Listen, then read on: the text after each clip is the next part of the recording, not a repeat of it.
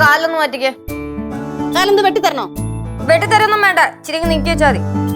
നീ എന്നെ ബുദ്ധിമുട്ടിക്കാൻ വേണ്ടിട്ടല്ലേ ഇപ്പൊ ചൂലെടുത്തോണ്ട് ഇങ്ങോട്ട് വന്നത്?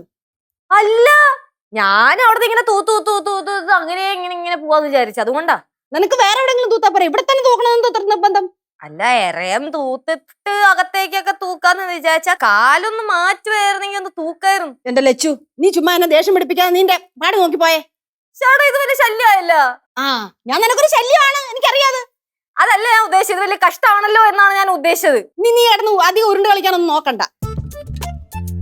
അമ്മൂമ്മേ, അമ്മൂമ്മ പറ, ശരിക്കും എന്താണ് അമ്മൂമ്മയുടെ പ്രശ്നം? എനിക്കൊരു പ്രശ്നവുമില്ല, നീ എന്റെ കണ്ണു മുമ്പിൽ നിന്ന് പോയി തരുവോ? അങ്ങനെ ഇപ്പൊ ഞാൻ മുമ്പിൽ നിന്ന് പോകാൻ ഉദ്ദേശിക്കുന്നില്ല. അമ്മൂമ്മ കാര്യം പറഞ്ഞേ. നീ എന്താ അടിക്കാൻ ചൂലെടുക്കുന്നോ? ചൂല അവിടെ ഇട്ട് നീ കാര്യം പറ, ഞാൻ എന്റെ പിടിച്ചു കയറണ്ട. എനിക്കൊരു പ്രശ്നമില്ല, നീ നിന്റെ കാര്യം നോക്കി പോയാ മതി. നീ എന്നോട് വഴക്കുണ്ടാക്കാൻ നിക്കണ്ട. ഞാൻ വഴക്കുണ്ടാക്കാൻ വന്നല്ല. അല്ലെങ്കിൽ തന്നെ നിന്നെ ഒന്നും ഒരാവശ്യത്തിനും കിട്ടത്തില്ലല്ലോ. അതിന് ഞാൻ എന്താ ചെയ്തെന്ന് കൂടെ പറ. നിനക്ക് എന്തോ ഇവിടെ തിരക്ക്? നീ ഒരു കാര്യം ചെയ്യ്, 10 മണി വരെ കിടന്ന് ഉറങ്ങും. എനിക്കറിയാൻ പാടില്ല, ചോദിക്കാ വെറുതെ എന്നെ ചീത്ത പറഞ്ഞോണ്ടിരിക്കുക. അല്ല, എന്താ പ്രശ്നം?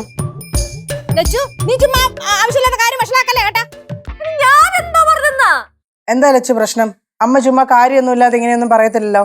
ഞാനൊന്നും ചെയ്തില്ല. ഞാൻ അടുക്കളയിൽ കനകാന്റെ അടുത്ത് സംസാരിച്ച് 2 ദോശ കഴിച്ചുകൊണ്ടിരിക്കുകയായിരുന്നു. ആ ദോശ പോലും തിന്നീർക്കാൻ സമ്മതിച്ചില്ല. ഇത് തന്നെയാണ് ഇവിടുത്തെ പ്രശ്നം. ഏതു സമയം തീറ്റി അല്ലെങ്കിൽ ഉറക്കം. തീറ്റി ഉറക്കം മാത്രമേ ഉള്ളൂ എന്ന്. അപ്പൊ അമ്മൂമ്മ പറഞ്ഞു വരുന്നത് ഞാൻ ഇവിടുത്തെ പണിയൊന്നും എടുക്കുന്നില്ല എന്നല്ലേ? സിദ്ധുവിന്റെ അച്ഛനും അമ്മയും നിൽക്കുമല്ലേ? ചോദിച്ചു നോക്ക്. അമ്മ, കുഴിപ്പുറത്തെ എല്ലാ ജോലിയും ചെയ്യുന്ന ഞാനല്ലേ അമ്മ? അതെ അതെ അതെ, അവിടുത്തെ എല്ലാ ജോലിയും ചെയ്യുന്ന സീതയാണെന്ന് എനിക്ക് നന്നായിട്ട് അറിയാം. അതെന്തുകൊണ്ടാ? ഞാൻ രാവിലെ എണീക്കുന്നതിന് മുന്നേ അമ്മ അടുക്കളയിൽ കയറി അടുക്കളപ്പണിയൊക്കെ ചെയ്തു തീർക്കും അല്ലേ അമ്മ? അതെന്തുകൊണ്ടാ? അതും കൂടെ ചോദിച്ചു നോക്ക്. അത് എന്റെ അടുത്തുള്ള സ്നേഹം കാരണം അല്ലേ അമ്മ? അതെ, ജീവന് കൊതിയുള്ളത് കൊണ്ടാ.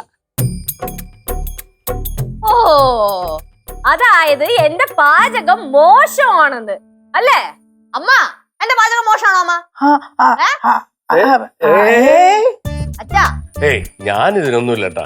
അതല്ല, എന്റെ കാന്താരി രസം അത് അച്ഛന് ഭയങ്കര ഇഷ്ടമല്ലേ? കാന്താരി രസം സൂപ്പറാ, അടിപൊളി പോകയും. കണ്ടാ, അമ്മയടുത്ത് ചോദിച്ചു നോക്ക്, അമ്മയ്ക്കും ഭയങ്കര ഇഷ്ടമാണ് അല്ല അമ്മ? പിന്നെ അത് ഒരു വട്ടം കഴിച്ചോണ്ടല്ലോ, പിന്നെ ആ ടേസ്റ്റ് ആരും മറക്കത്തില്ല അല്ലേ ഏട്ടാ? പിന്നെ എന്ത് വേണം? ഒന്നും വേണ്ടേ. ഞാൻ ഇവിടെ തൂക്കുന്നതല്ല അമ്മമ്മയുടെ പ്രശ്നം, ഞാൻ അപ്പുറത്തെങ്ങാനും പോയി തൂക്കണം. പുത്തനച്ചി പരപ്പുറം തൂക്കും.